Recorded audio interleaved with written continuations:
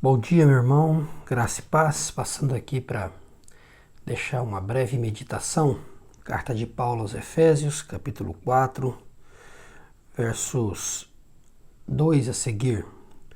Paulo está dizendo no verso 1, portanto, como prisioneiro no Senhor, suplico-lhes que vivam de modo digno do chamado que receberam.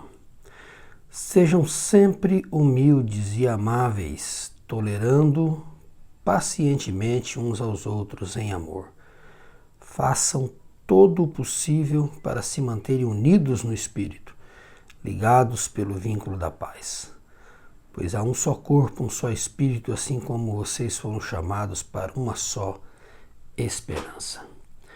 Paulo vem trabalhando a ideia de como nós administramos essas doutrinas cristãs na nossa vida prática, de como Deus nos salvou, de como Ele nos uniu, de como de duas nações, de dois povos, judeus e gentios, Ele fez uma única nação, um único povo, que é o seu povo. E agora Paulo está dizendo como nós podemos administrar tudo isso na nossa vida prática, no nosso comportamento, na nossa vida ética e em todas as áreas do nosso viver. Ele começou dizendo que ele é prisioneiro, suplicando aos irmãos que eles vivessem de modo digno deste chamado que Deus deu a eles. E aí Paulo começa a pontuar, falando que nós devemos ser sempre humildes e amáveis. Humildes e amáveis. O caminho da humildade é sempre o caminho de conhecermos Cristo. Nós não devemos confundir humildade com pobreza. Nós temos esse costume, né? Às vezes vemos as pessoas menos favorecidas dizendo, nossa, a pessoa é tão humilde. É possível a pessoa ser extremamente rica e ser humilde. E é possível a pessoa ser extremamente carente e extremamente arrogante, presunçosa. Então o caminho da humildade não está relacionado ao que possuímos de material, mas está ligado ao quanto nós conhecemos de Cristo e o quanto o caráter de Cristo está sendo forjado em nós. Cristo é humilde, né? Ele é humilde. E é esse caráter dele trabalhado em nós que nos leva ao caminho da humildade.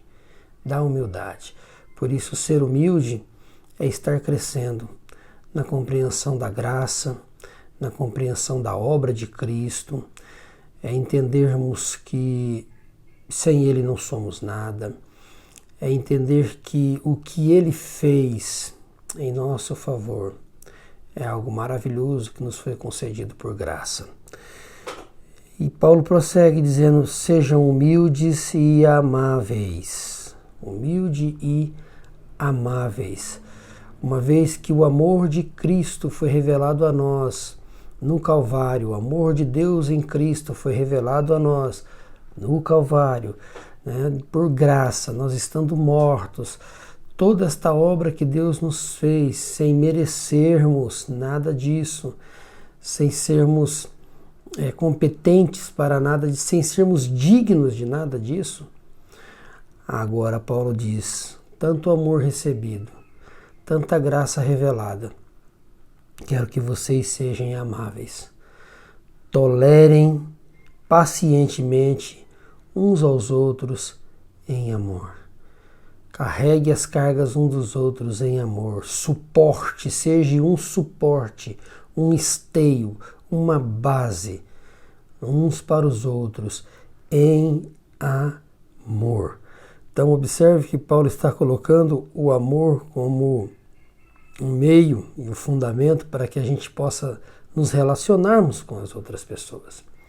E Paulo tem em base aqui o amor que Cristo nos tem dado, o amor que Cristo revelou a nós. Por isso é que nós podemos amar o outro. Porque se Deus amou a nós, então nós podemos amar o outro por causa deste amor de Deus, que é derramado em nosso coração, Paulo vai dizer em outra carta, pelo Espírito que nos foi outorgado. Então, observe que ele diz, vocês devem ser humildes, amáveis, novamente se referindo ao amor, suportando ou tolerando pacientemente uns aos outros em amor. Em amor.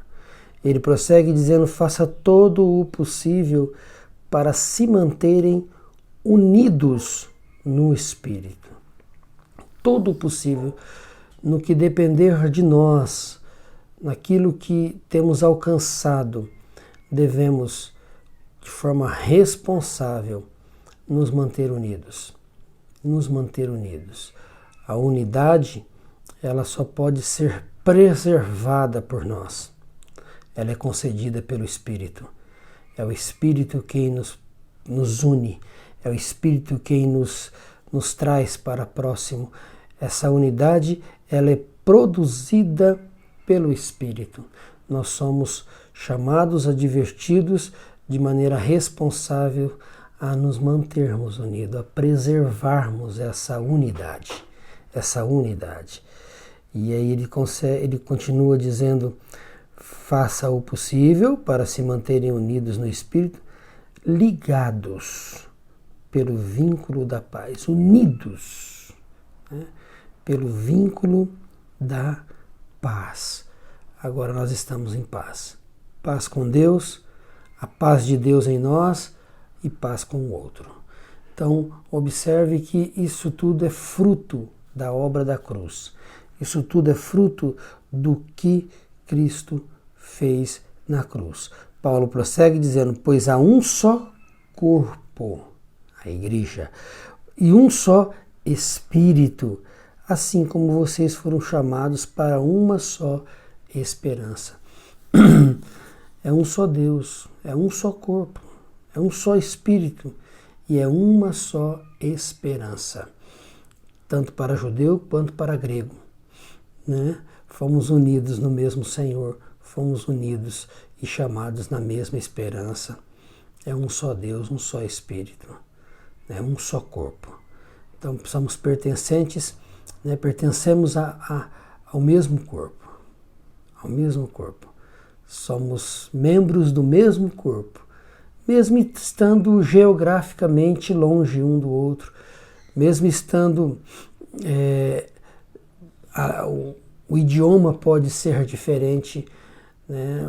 A cultura a qual moramos pode ser diferente da do outro, mas o corpo ainda é um só.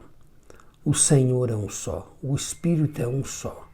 O mesmo Espírito que nos alcançou os nossos irmãos de longe. Estamos inseridos no mesmo corpo. É a mesma esperança, é a mesma esperança. Então, isso é algo maravilhoso para nós. Isso aqui, ao meditarmos nessas porções da Escritura, irmãos, deveríamos agradecer a Deus pelos nossos irmãos, deixar qualquer barreira, né, vencer pela graça de Deus, com o auxílio da palavra, qualquer barreira que tenha impedido a comunhão, o amor. Essas passagens é um convite para uma vida humilde, para uma vida crescente na graça do conhecimento de Cristo, para que possamos verdadeiramente viver de modo digno. Verdadeiramente viver de modo digno. Que Deus nos ajude, que Deus nos conceda esta graça, para que possamos experimentar cada vez mais essas verdades no nosso dia a dia. Que Deus nos ajude. Amém.